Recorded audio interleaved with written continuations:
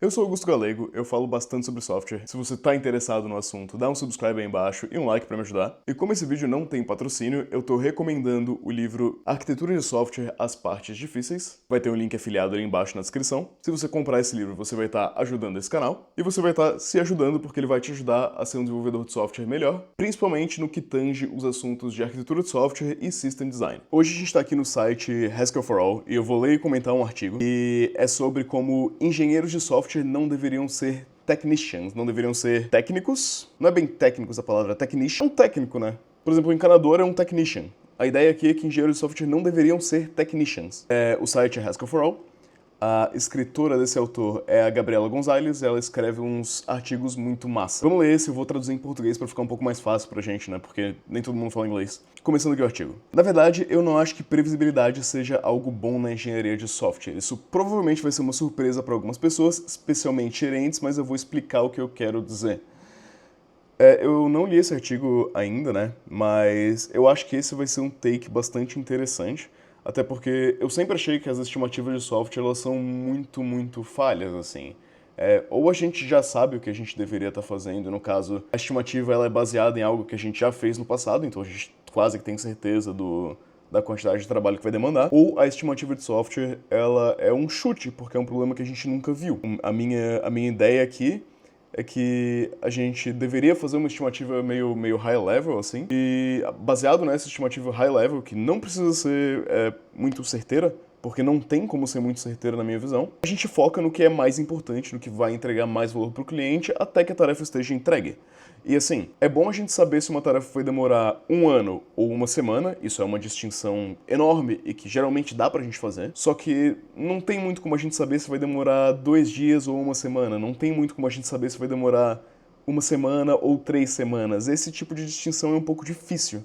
A gente consegue dizer, geralmente, na estimativa, a ordem de magnitude de uma tarefa importante, mas a gente não necessariamente consegue dizer num nível granular, entende? Então, a minha visão pessoal, e vamos ver até o final desse artigo, né, se vai mudar ou não, é que perde-se muito tempo estimando o software, quando na verdade a gente só devia fazer uma estimativa meio high level e focar no mais importante até estar entregue, e acabou. Mas vamos lá. Na opinião aqui da Gabriela Gonzalez, um grande engenheiro de software é aquele que automatiza trabalho repetitivo e manual, com certeza. Você pensaria que isso é uma barra bem baixa para passar, certo? A automação de tarefas repetitivas não é como programação 101? Uma pergunta, né? A maioria dos engenheiros de software não seriam grandes engenheiros de software de acordo com o meu critério? Assim, convenhamos que engenheiro de software é sobre automação, né? A gente está automatizando tarefas por computador. Por exemplo, quando você faz o computador fazer um cálculo, você automatizou, assim, você não está mais fazendo manual. Quando você cria uma calculadora, é porque você não está mais fazendo as contas no braço, então meio que sim. Mas ela diz aqui que não. Que eu diria que a grande maioria das organizações de engenharia de software incentiva a anti-automação. Isso deve principalmente à sua propensão à previsibilidade, especialmente a estimativas previsíveis e trabalho previsível. A razão pela qual isso acontece é que trabalho previsível é trabalho que poderia ter sido automatizado, mas não foi automatizado. Isso eu acho bastante interessante, na verdade, porque é a experiência de todo desenvolvedor de software, praticamente, que você lida com muito trabalho meio bullshit, assim. Você lida com um trabalho que não parece ser muito importante, que parece ser muito repetitivo, parece ser um crud. Só que, ao mesmo tempo, porque, tipo assim, eu acho que ela vai levar isso pra um lado, né? Depois a gente vai ver. E a gente deveria fazer abstrações que nos permitem fazer as coisas de uma maneira quase que instantânea. Então, se o seu trabalho é fazer CRUD todos os dias, você deveria ter uma abstração que permita que você faça CRUD de uma maneira muito rápida. Só que a questão é que, às vezes, o custo de construir essa abstração ele é tão grande que vale mais a pena fazer o trabalho manual e corriqueiro todos os dias. Ou pelo menos, a empresa não sabe o quanto tempo ela vai continuar fazendo CRUD, então ao invés de fazer uma otimização prematura, às vezes faz sentido a gente ficar fazendo trabalho manual repetitivo, entende o que eu tô falando? Eu não sei se é pra esse lado que ela vai levar ou não, mas vamos ver. Vou dar um exemplo concreto de trabalho previsível do meu último emprego. No começo tínhamos um desenvolvedor dedicado para manter a nossa API web, e toda vez que a equipe adicionava um novo ponto de extremidade, deve ter sido endpoint, né? Deve ter traduzido endpoint, da API de RPC, a um serviço interno, esse desenvolvedor era encarregado de expor as mesmas informações por meio de uma API HTTP. Esse era um trabalho bastante rotineiro, mas não exigia tempo e reflexão por parte deles. Tá, eu entendi pra onde ela tá querendo levar isso. Isso realmente é um trabalho sem cérebro, assim. Não é nem o caso de um CRUD, é um caso de algo mais simples que um CRUD. É um caso de algo que, sei lá, mano, um scriptzinho, não ia ser muito trabalho fazer um script que adicionasse esses endpoints, mas enfim. Nesse ponto tem algo que eu quero tocar um pouco depois, mas depois eu volto no raciocínio. Que a gente como desenvolvedor falha muito em automatizar as coisas pro nosso próprio trabalho. Pelo menos eu vejo isso. Mas depois eu volto nesse assunto no final do vídeo. Inicialmente, os gerentes gostaram do fato de que esse desenvolvedor podia fazer estimativas confiáveis, porque o trabalho era bem compreendido. E esse desenvolvedor gostou do fato de não ter que sair da sua zona de conforto, mas isso não foi ótimo para o negócio. Realmente, né, se o que tu faz por exemplo, imagina que te é dado um trabalho de, sei lá, escrever 10 linhas repetidas todos os dias. Você consegue estimar muito bem esse trabalho. Você consegue estimar que ele vai demorar 10 minutos, ao invés disso você diz para a empresa que vai demorar um dia, né? Porque você dá uma valorizaçãozinha ali no seu passe para ter mais tempo. E você faz isso todos os dias e fica na sua zona de conforto. Faz sentido. Agregou para a empresa? Não agregou, mas todo mundo ficou feliz. A pessoa frequentemente se tornou um gargalo para o lançamento de novos recursos. Tem outro ponto aqui que é interessante, que é que as pessoas, né, a gente vive numa situação delicada, onde cada pessoa quer se tornar insubstituível e importante. Uma pessoa se tornar um gargalo, às vezes, é excelente para essa pessoa. Se ninguém entende como que essa pessoa é um gargalo e como que a gente faria para substituir esse gargalo, para a pessoa que é o gargalo é excelente. Tipo assim, se você sempre precisa da aprovação de uma pessoa, ou que a pessoa faça um certo trabalho um pouco obscuro para lançar uma feature, essa é a pessoa mais importante da empresa, porque nada vai ser lançado sem o pequeno trabalho obscuro dessa pessoa. Se essa pessoa conseguir obscurecer o suficiente o que ela faz, para que as outras pessoas não saibam que o trabalho dela é extremamente corriqueiro, essa pessoa consegue se tornar insubstituível, de modo que é ruim para a empresa, mas é pessoalmente bom para ela. A gente cai numa ideia aqui de teoria de jogos, né? Que é meio que o dilema do prisioneiro, assim, que diz que essa pessoa tá agindo corretamente de acordo com os interesses egoístas dela. E isso é ruim para os negócios. Enfim, isso acontece bastante, tá? Todo mundo que consegue se botar numa posição ali de middleman, de homem no meio, tem uma certa vantagem. Isso não é legal pro coletivo, mas é legal pro individual. Enfim, é o jogo, né? Essa pessoa havia inserido seu próprio trabalho manual como uma etapa necessária no pipeline de desenvolvimento. É o clássico, né? É o tech lead do joinha. Tudo tem que passar pelo approval dele e ele nem lê os códigos no GitHub, ele só se botou como approval necessário pra criar uma importânciazinha ali no cargo dele. Eles argumentaram que a gerência deveria contratar mais desenvolvedores como ele para lidar com o aumento da demanda pelo seu trabalho. Nossa equipe rejeitou isso porque reconhecemos que o trabalho do desenvolvedor era tão previsível que poderia ser completamente automatizado. O primeiro hackathon que essa empresa aí fizer, esse cara vai embora, porque, né, se todo mundo aparentemente não gosta dele, né, dadas as opiniões que a gente tá lendo aqui, um hackathonzinho, vão criar o script e substituir o cara. Argumentamos com a gerência que ao invés de contratar outra pessoa para fazer o mesmo trabalho, deveríamos automatizar mais. E foi uma boa coisa que fizemos. Esse desenvolvedor logo deixou a empresa e, pô, odiavam o cara mesmo, pô, falando que é uma boa coisa ele ir embora. Ao invés de contratar para substituí-los, automatizamos o seu trabalho. Escrevemos seu código para gerar automaticamente uma API HTTP a partir da API gRPC. Excelente, né? Na verdade, isso aqui devia ter feito... Pô, eu não sei o quão técnico... Vamos entrar aqui no Scale Draw, né? O que acontece? O que essa pessoa, né, a Gabriela aqui tá falando? Você tem aqui um back-end, você tem aqui provavelmente um back-end e um front-end, né? Eu imagino. E esse back-end e esse front-end, eles vão se comunicar via gRPC. Na verdade, talvez não. Se ela tá falando que vai expor uma API HTTP, que eu tô imaginando que a gente tem um back-end, a gente tem outro serviço aqui no meio. Na empresa que eu trabalho atualmente, esse serviço é um Atlas GraphQL, né? Mas como ela falou de REST, eu imagino que não seja. Eu imagino que ela tenha possivelmente algum middleware, alguma coisa aqui. Não sei sobre os detalhes técnicos. Isso aqui vai expor o HTTP para o front-end, né? O que é o gRPC, para quem não está entendendo muito bem o texto? O gRPC é um protocolo de comunicação, a gente geralmente usa ele entre serviços, porque ele é um protocolo razoavelmente bem performático, né? Ouvido pelo Google, é um RPC, enfim, troca de mensagem, vai. Um back-end vai mandar mensagem para o outro via gRPC e é isso aí. É bem legal, bem bacana, vale a pena estudar. Enfim, onde o cara atuava era pegar isso daqui e expor aqui. Né, não sei se é esse aqui o esquema exatamente como do software da empresa, né, mas vamos supor que seja isso daqui, porque provavelmente é algo parecido com isso. Esse indivíduo estava fazendo isso daqui, ó. E o RPC, ele tem uma lista de mensagens que são passadas mesmo. Então você define uma mensagem, você define qual o conteúdo dessa mensagem, né? Então, por exemplo, eu vou ter aqui um payload que vai ter o número da ordem, o valor da ordem e a estimativa de entrega. Então, temos aqui número, valor, data de entrega, né? Quando as pessoas da empresa dela adicionavam um novo campo aqui, vamos supor, sei lá, nome comprador, era responsabilidade desse carinha aqui pegar esse novo campo aqui que o RPC estava passando de um lugar para o outro e expor ele também no HTTP. Cara, isso é algo muito fácil de ser gerado por código automático, assim, tá? É o trabalho mais fácil do planeta Terra, por isso que ele foi tão facilmente substituído. Enfim, continuando aqui, técnicos versus engenheiros. Vamos ver como é que tá traduzido isso aqui, se é technician mesmo?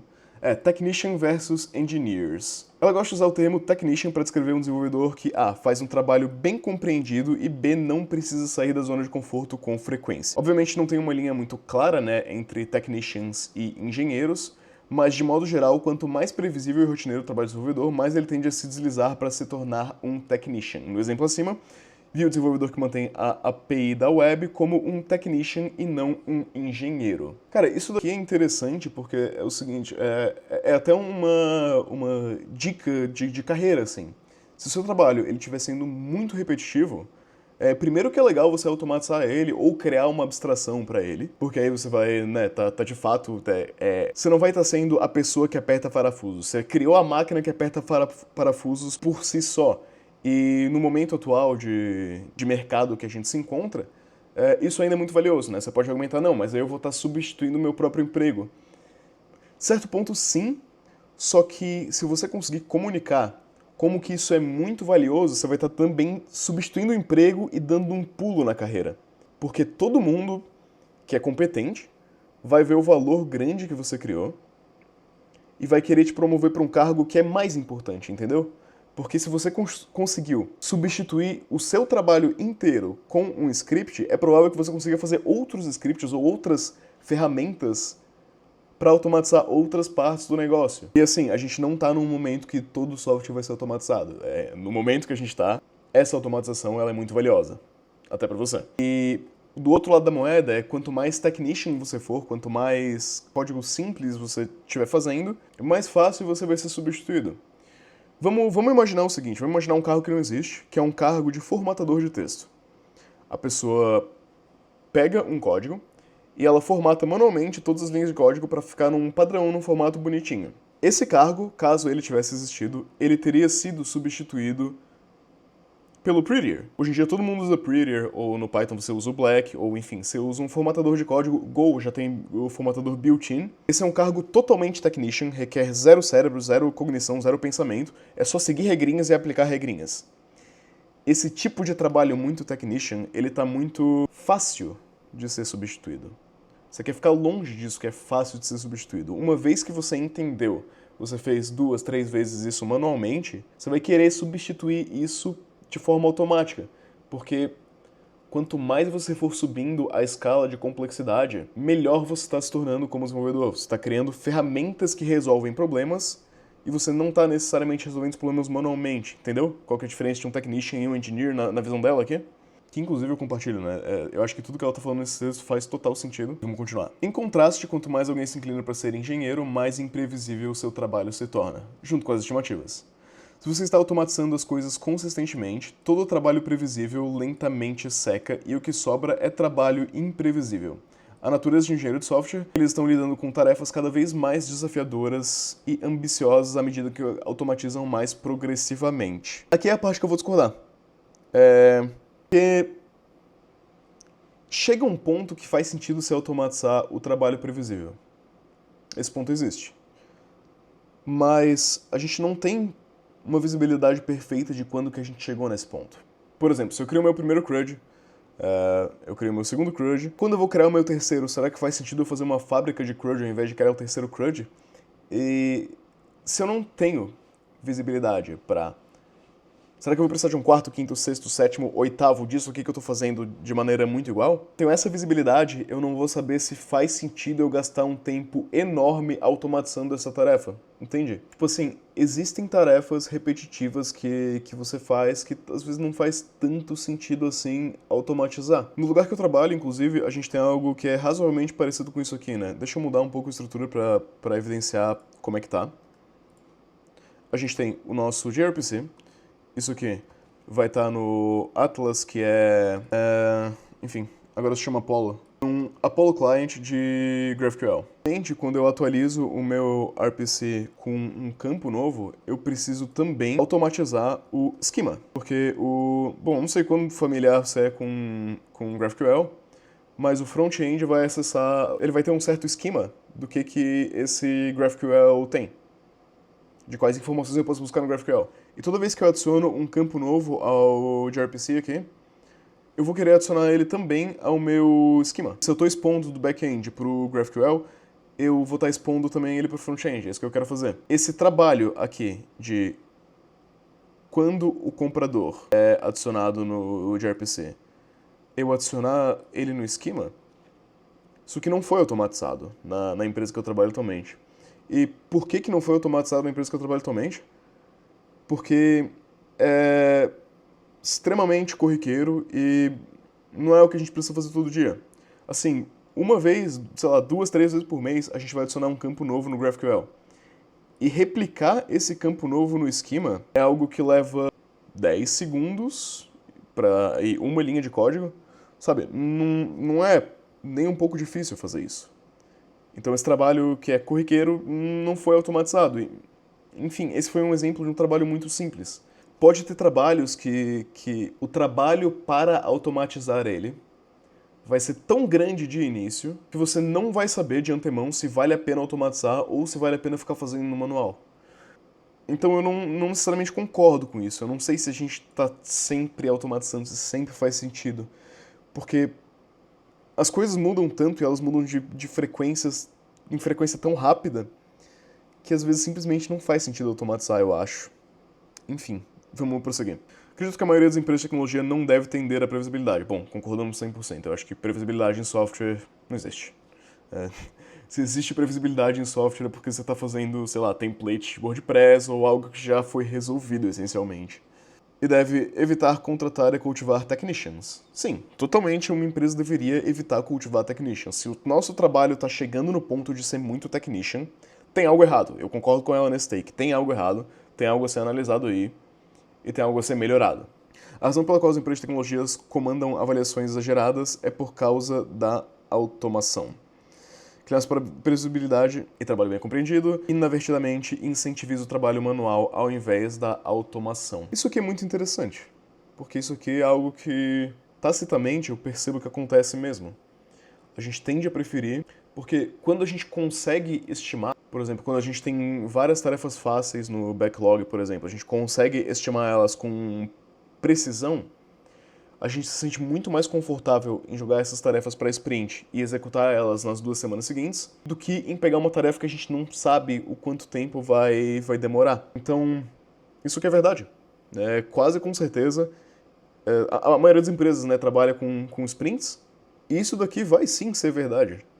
Que é bem interessante, eu nunca tinha parado para pensar, mas eu sei que quando a gente consegue estimar algo com precisão, é mais provável que isso caia na sprint, porque todos os stakeholders vão ter quase que certeza de quando que isso vai estar pronto. E as tarefas mais fáceis de estimar são aquelas bem corriqueiras que possivelmente já deveriam ter sido automatizadas ou que só existem porque a gente tem algum gargalo, alguma coisa nesse sentido. Isso não é óbvio para muitas empresas de tecnologia porque elas querem porque elas assumem que qualquer trabalho envolvendo código é necessariamente automação, mas nem sempre esse é o caso. Ah, mais ou menos, né? Se a gente está escrevendo software, alguma coisa está sendo automatizada e alguma coisa está sendo delegada para o computador. Então, não sei, me parece que é o caso. Mas eu entendi a opinião dela, claro. Tô fazendo advogado do diabo aqui, eu entendi que ela tá dizendo que não necessariamente a gente está automatizando o nosso trabalho, a gente está, às vezes, só replicando ele, só dando um Ctrl+C, Ctrl+V em código que já existe, mudando os nomes das variáveis. As tecnologias que não reconhecem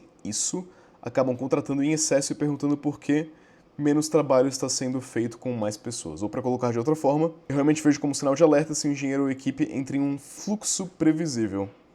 Isso aqui eu concordo perfeitamente, tá? Se o fluxo, se vamos dizer assim, a life cycle de produção de uma feature é extremamente previsível, é porque tem algo de errado. Porque isso significa que há uma oportunidade promissora de automação que eles estão ignorando.